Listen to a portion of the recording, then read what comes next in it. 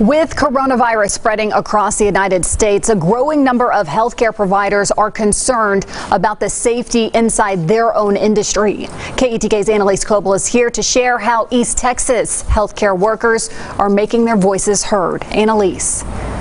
Casey, we heard from two healthcare professionals over the past week. Both worry about how they can keep their patients safe from the virus if they aren't being taken care of themselves.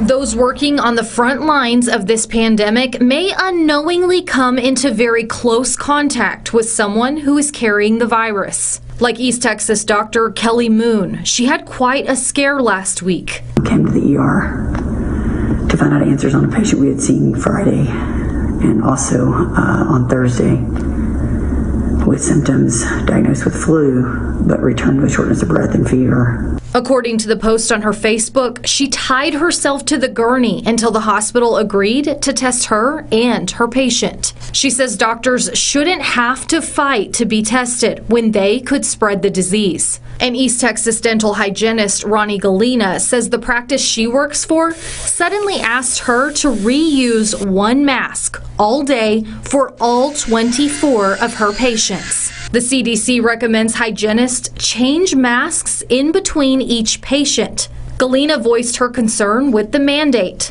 She says that's when she was told to go home without pay. I wouldn't want to work on my mother, or your mother or whoever, and put them at risk and put myself at risk that, using something that lost its efficacy at 9 o'clock this morning. She tells us she wants to see the state put a stop to non-emergent care while the virus works its way through the country and until mask availability returns to normal. A sentiment echoed today during a national briefing. So today, CMS will announce detailed recommendations to further promote this needed conservation, specifically by limiting non-essential elective medical and surgical procedures, including dental procedures. And as the state pushes for more drive-through testing facilities, first responders will have better access and peace of mind when it comes to safety for both patients and for themselves.